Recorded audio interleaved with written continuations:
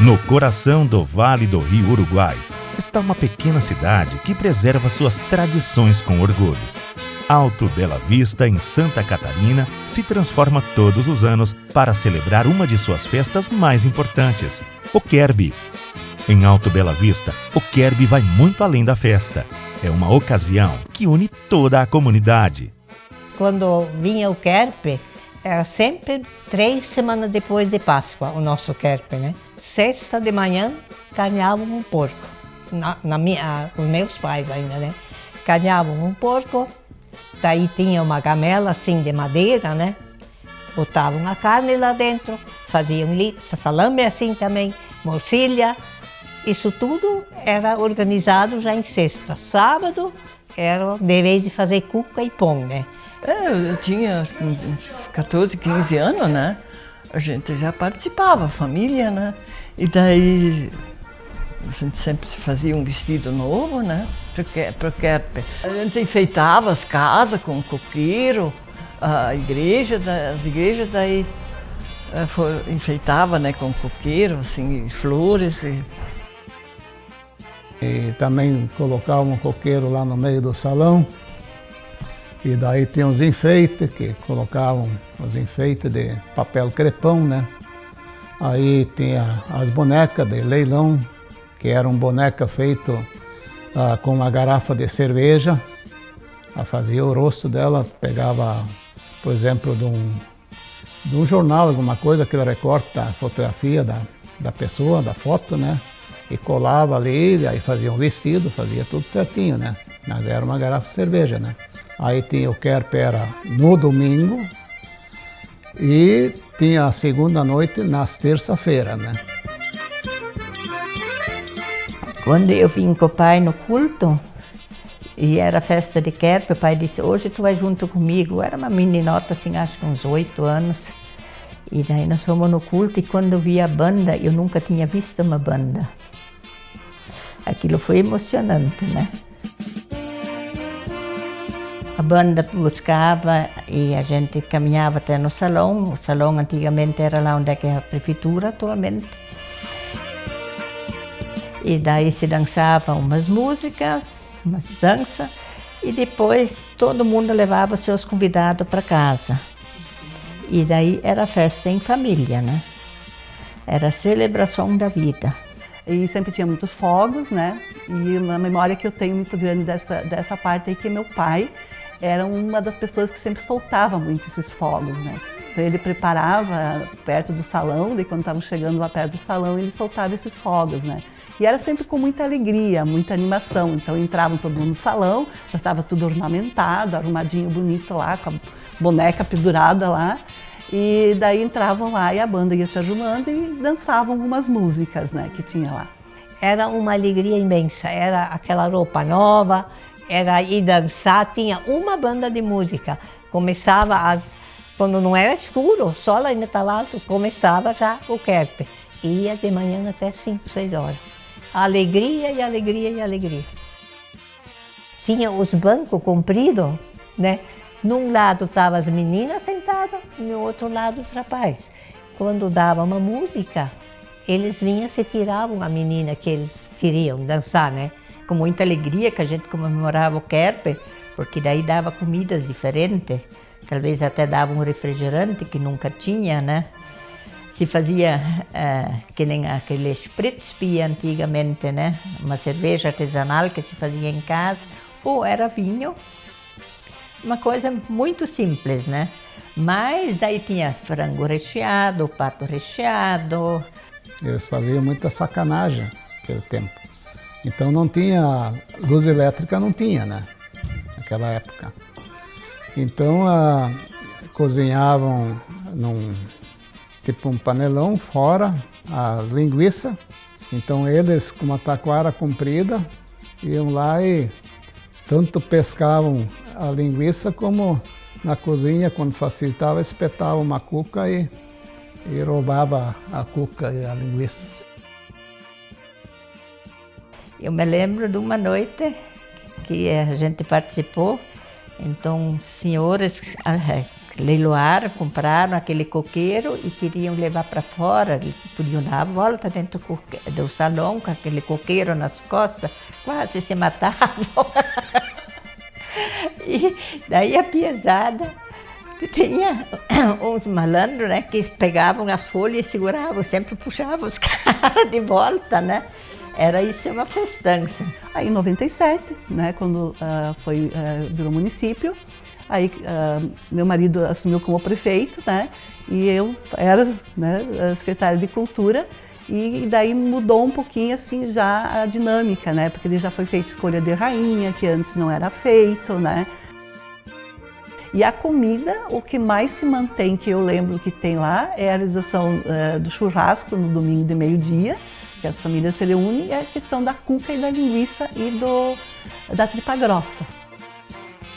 Então as pessoas sentem, quem é de origem alemã principalmente, que é um evento que resgata muito hábitos e valores e costumes de pessoas de origem alemã, né?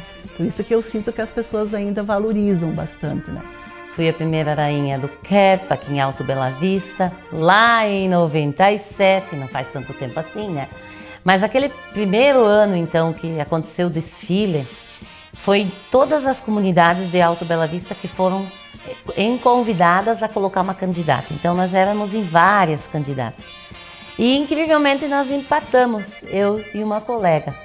E aí fizemos desfile de novo, mas foi tudo uma coisa assim muito harmoniosa, gostosa, porque as famílias aqui, o município não é tão grande, então a gente se conhece. Então foi tudo uma festa. Desfile, a fala, tinha que nos falar referente à festa, né, do Kerp, e contar a história dos nossos antepassados, do povo quando chegou, que é toda uma história de gratidão a Deus, né, pela vida. O Kerp aqui em Alto Bela Vista nasceu em 1927. É comemorada em gratidão a Deus e em homenagem ao aniversário da Igreja Evangélica de Confissão Luterana no Brasil. Enfim, e assim continuou, né? E onde que a gente confraterniza com as pessoas da região e do município e quem vem para essa festa. Então sempre todos eram bem convidados. Lembra que eu destaquei essas palavras assim? Olha, hoje em dia eu gosto muito dos bailes, da festa.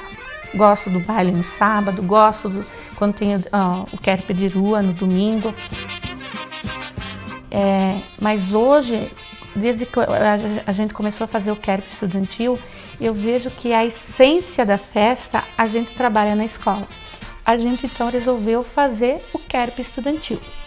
A gente pensou que a gente deveria dar um sentido como é mesmo, porque eu quero celebrar a vida, né? É agradecer. E aí, a partir desse momento, a gente começou a fazer também o culto. A primeira atividade que a gente faz é o culto na igreja. E aí depois vem a banda, leva os alunos até a escola com desfile.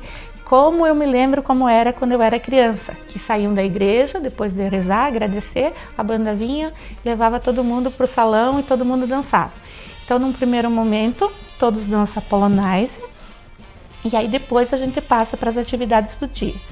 A gente faz a escolha do Fritz e da Frida, cada turma se organiza com uma dança do folclore alemão, e aí eles já estão, é uma coisa assim que, sabe, os mais velhos vão ensinando os mais novos e eles já vão fazendo, e eles sabem como tem que fazer. Quem tem trajes, usa traje, quem não tem, faz uns suspensórios, um chapéu, uma coroa de flores. É um dia assim que vai ser típico, né?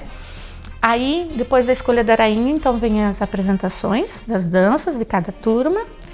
E depois tem o lanche, que é a cuca e a linguiça, e aí a gente faz as brincadeiras.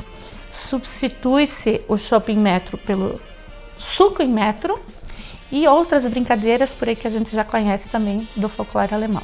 Lá no comecinho, nós iniciamos com uma categoria, fomos para 2 categorias, e esses jovens daquela época, que são hoje pais desses dançarinos de hoje, se dedicavam muito. Eu lembro que na época eu fazia faculdade em Concórdia, que é na cidade vizinha. Levava 1h, 1h15 até que a gente chegava. Então eu chegava 11h30 da noite, né, 23h30. E justamente para essa preparação de apresentação do KERP, eles às vezes me esperavam naquelas últimas semanas e a gente ensaiava à meia-noite.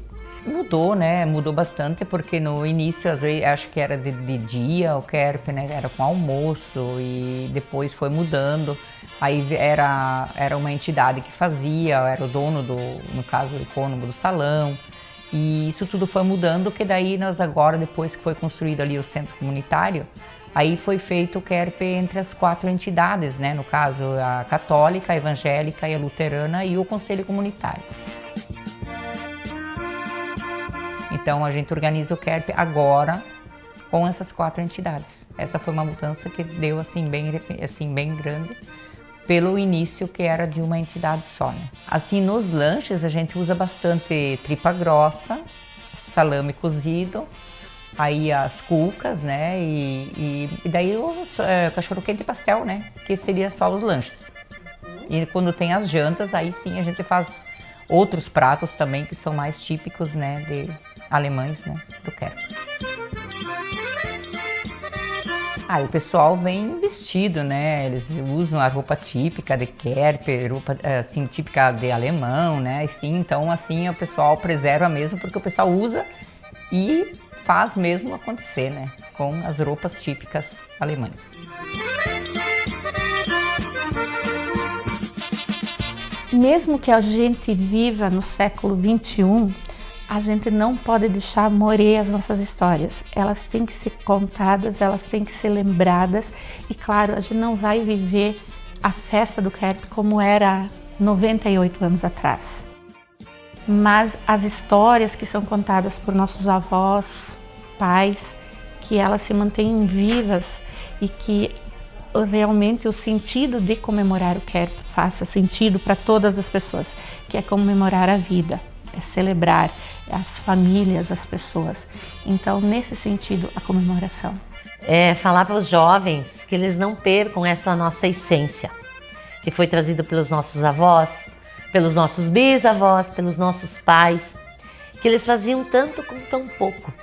E hoje a gente tem tanto e faz tão pouco, né? Então, que a gente possa cultivar essa cultura, manter essa tradição e fazer isso assim com amor no coração. Isso eu deixo assim para os nossos jovens.